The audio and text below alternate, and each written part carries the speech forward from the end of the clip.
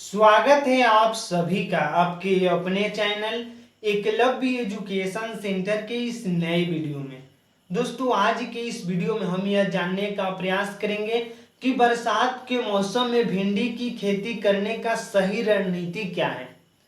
और इसके साथ यह भी जानने का प्रयास करेंगे कि इस बरसात के मौसम में भिंडी की खेती करने के लिए हम कौन से हाइब्रिड वेराइटी का चयन करें जो हमें ज़्यादा से ज़्यादा पैदावार देने में समर्थ हो सके। और इसके साथ यह भी जान लेंगे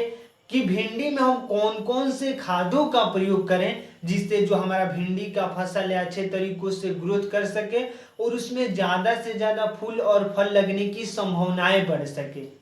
तो चलिए इस बेहद ही महत्वपूर्ण वीडियो की शुरुआत करते हैं। जैसा कि आप जानते हैं कि अभी मई का महीना चल रहा है और मानसून का आगमन 15 जून से हो जाता है। तो यह बेहद ही महत्वपूर्ण हो जाता है कि भिंडी की खेती करने से पहले हमें भिंडी की खेती से जुड़े सही रणनीति तैयार कर लेना चाहिए, क्योंकि अगर हम मौजूदा दौर में काफ़ी संख्या में किसान यही कार्य कर रहे हैं कि अपने फसल को बोने से पहले उस पर काफ़ी रिसर्च कर रहे हैं, अर्थात उससे जुड़े तमाम तथ्यों पर जानकारी प्राप्त कर रहे हैं और उसके बाद खेती कर रहे हैं और उनको अच्छा से अच्छा लाभ भी प्राप्त हो रहा है। तो आप भी इस तथ्य को समझिए और अच्छे तरीकों से अपने भिंडी के हाइब्रिड वेराइटी को चयन करिए। तो आइए समझते हैं कि कौन कौन से ऐसे हाइब्रिड की वेराइटी है भिंडी की जिसकी अगर खेती करते हैं तो हमें ज़्यादा से ज़्यादा लाभ देखने को मिल सकता है।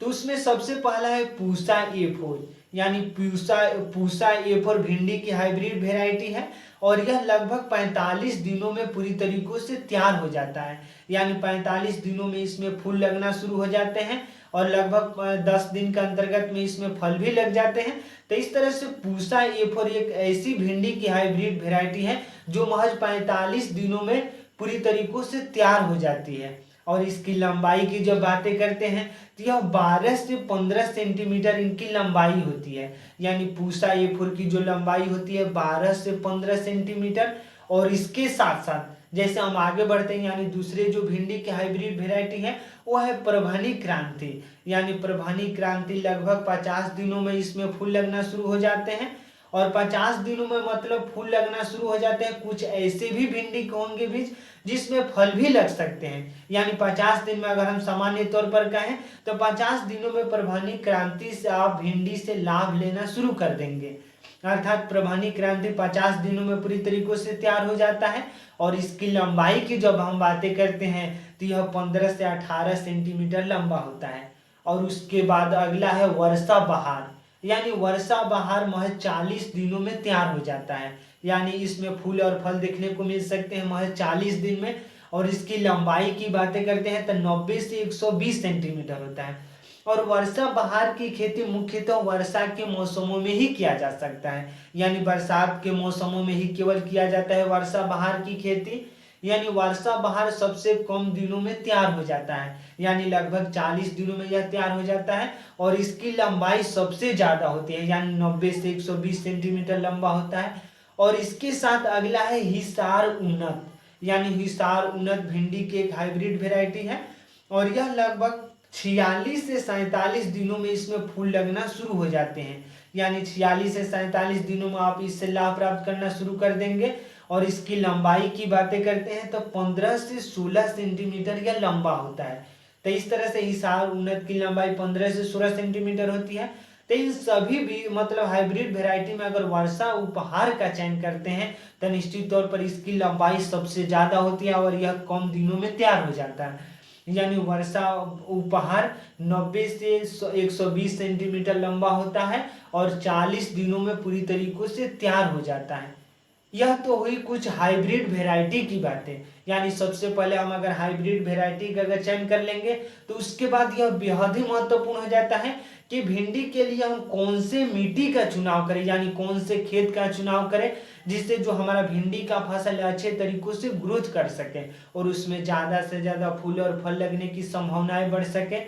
तो हमें उस मिट्टी का चुनाव करना है जिस मिट्टी का पीएच मान 5 से लेकर 7 के बीच में हो और वह बलुई दोमट मिट्टी हो। यानी बलुई दोमट मिट्टी में अगर खेती करते हैं और उसका पीएच मान 5 से लेकर 7 के बीच में होता है, तो निश्चित तौर पर अगर वहां हम भिंडी की खेती करते हैं तो हमें ज्यादा से ज्यादा लाभ देखने को मिल सकता है।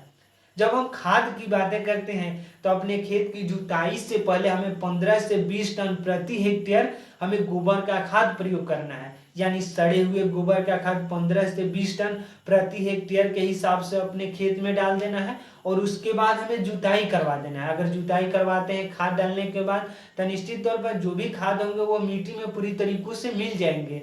और उसके बाद हमें नाइट्रोजन 80 केजी प्रयोग करना है, यानी जैसे ही भिंडी का पौधा लगभग 15 से 20 दिन का हो जाए तो उसमें प्रति हेक्टेयर नाइट्रोजन हमें 80 केजी प्रयोग करना है, स्फूर हमें 40 केजी पे 60 केजी प्रयोग करना है, जबकि पोटास भी हमें 60 केजी प्रयोग करना है। प्रति हेक्टेयर की हम बातें कर रहे हैं और उसके साथ साथ यानी प्रति हेक्टेयर हमें नाइट्रोजन 80 केजी, स्फूर 60 केजी और पोटास 60 केजी प्रयोग करना है। और उसके साथ साथ यानी जब हम सिंचाई की बातें करते हैं तो मतलब सिंचित अवस्था में अगर अब आइए समझते हैं कि हम भिंडी के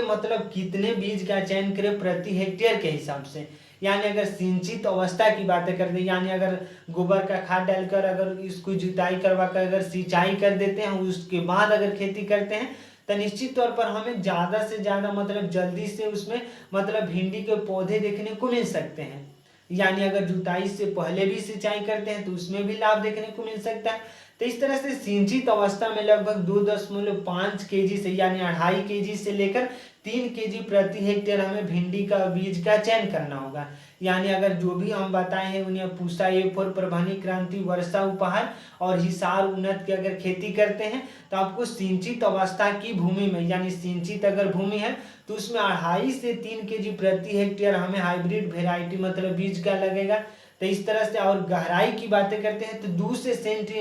से 3 सेंटीमीटर हमें गहरे बीज को 2 से 3 सेंटीमीटर मिट्टी के अंदर हमें डाल देना है। और इस तरीके से अगर खेती करते हैं निश्चित तौर पर हमारा भिंडी का फसल है अच्छे तरीकों से ग्रोथ करेगा और उसको ज्यादा से ज्यादा पोषक तत्व मिलेंगे। और उसके साथ साथ जब असिंचित अवस्था की बातें करते हैं यानी अगर आप खेती कर चुके हैं